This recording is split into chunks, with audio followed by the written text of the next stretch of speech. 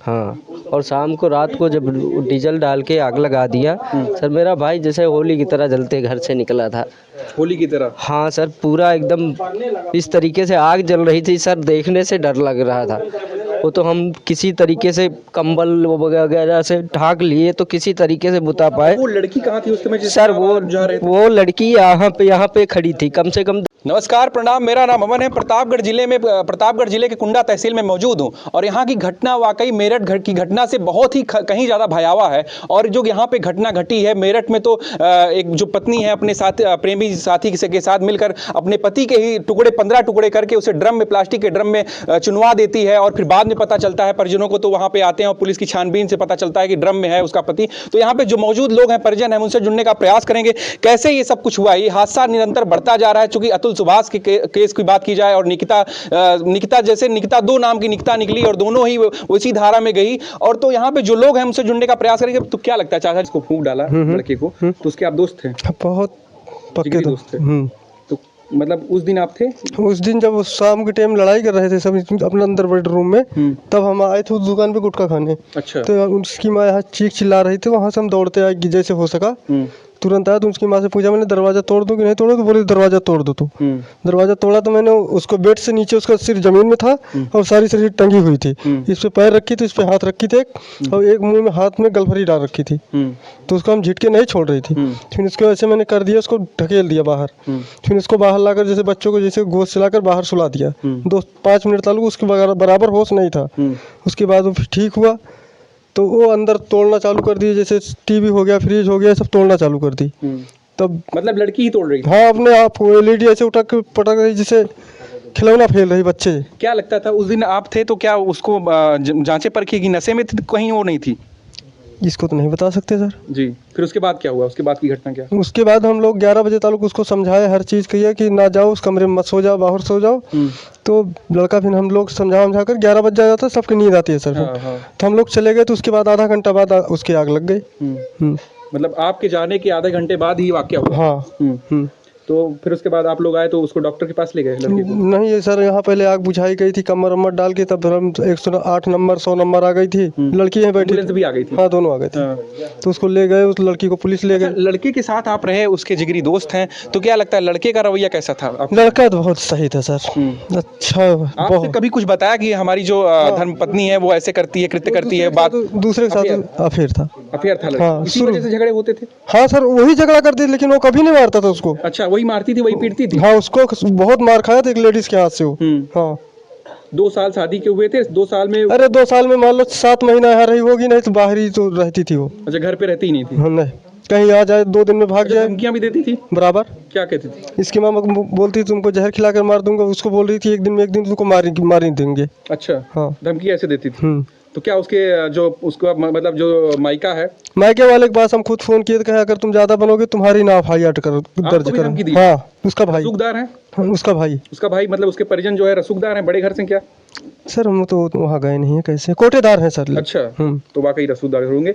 तो क्या लगता है आपकी भी क्या मांगे? आपका दोस्त तो वापस नहीं आ सकता? उसको फांसी से होना चाहिए। फांसी होना चाहिए। हाँ, यहीं पे शाम को जब लड़ रही थी, मार रही थी, तो डांटा डपटा, हम कहे इस तरीके से तुम मारो मत, अगर आपको नहीं रहना है तो आप चले जाओ, अपने घर चले जाओ या जहाँ मर्जी कहे वहाँ चले जाओ।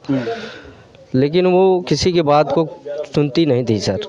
हाँ, और शाम को रात को जब डीजल डाल के आग लगा दिया सर, मेरा भाई जैसे होली की तरह जलते घर से निकला था। होली की तरह? हाँ सर, पूरा एकदम इस तरीके से आग जल रही थी सर, देखने से डर लग रहा था। वो तो हम किसी तरीके से कंबल वगैरह से ढाक लिए तो किसी तरीके से बुता पाए। वो लड़की कहाँ थी उस समय सर? वो लड़की यहाँ पे खड़ी थी, कम से कम 10 कदम दूर पे खड़ी थी। कुछ बोली नहीं, कुछ आई नहीं? ना सर, वो कही कि जल जाने दो। उसको हमने कहा कि थोड़ी मदद करो, तो उसके चिपक गया था पूरा कपड़ा शरीर में, जो बच गया था बुताने के बाद। तो मैं कहा चाकू ले आओ, उससे काट के निकाले, नहीं चमड़ा समेत निकल जा रहा है। वो चाकू तक नहीं ला के दिया सर। चाकू भी नहीं दिया? नहीं सर। अच्छा। हाँ जी। तो मतलब क्या आपकी क्या मांगे हैं सरकार की तरफ से? सर, सरकार से हमारा निवेदन है सर कि ऐसी लड़कियों को और किसी का घर ना बर्बाद हो, इन्हें फांसी या सजाए मौत या तो सदा के लिए जेल में रहें, क्योंकि और किसी का घर बर्बाद ना हो सर। चलिए, बहुत बहुत धन्यवाद। जो लड़का है उसका दोस्त, जो जिनके परिजन, भैया एक मिनट स्टॉप करिए। क्या नाम है आपका? विमल कुमार यादव। विमल कुमार यादव जी। तो जिसकी जलाकर मृत्यु हो गई, मतलब वो लड़की ने, जैसे ही निरंतर ये केस लगातार बढ़ते जा रहे हैं पूरे देश भर में, तो क्या लगता है कि जो अब पुरुष है, पुरुष जाति, वो अपने आप को असुरक्षित महसूस कर रही है, तो इस पे आपकी क्या राय है?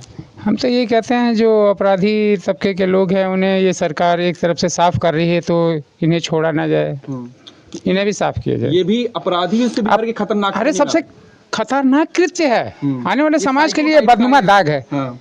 आने वाले समाज में ये बदनुमा दाग हैं। ऐसे लोगों को तो बिल्कुल तुरंत ऑन द स्पॉट गवर्नमेंट को हटा देना चाहिए। मैं तो ये दरखास्त करता हूँ गवर्नमेंट से। जी, जैसे कि अभी एक बात की जाए कि जैसे दहेज प्रथा चलता है, तो दहेज प्रथा की आड़ में जो, हाँ, दहेज प्रथा की आड़ में जो महिलाएं ब्याह कर आती हैं, घर में शादी के आड़ में आती हैं, तो पतियों को या फिर परिजन हो, पति के परिजन हो, उनके ऊपर थोड़ा दबाव पड़ता है, प्रेशर पड़ता है, वो तलाक के रूप में पैसे लेके बगल होना चाहती हैं और दबाव प्रेशर पड़ती है, उनका कहीं से और अफेयर चलता रहता है। उसी के जरिए ये जो कृत्य हो रहे हैं उस पर लगातार निरंतर बढ़ते जा रहे हैं, उस पे आपकी क्या राय है? फिलहाल मैटर तो गांव का ही है। हाँ। ऐसा चीज़ सुनने में नहीं आया कि कोई दहेज वाला या ऐसा कोई मैटर नहीं है इस परिवार के बीच में, क्योंकि गांव का मैटर है तो हम लोग भी आते जाते तो सुनते ही रहते हैं। दहेज का कोई मैटर ही नहीं रहा, दोनों में अंडरस्टैंडिंग क्या रही, आपस में लड़ते रहे, ये चीज़ अक्सर देखने को मिलता था।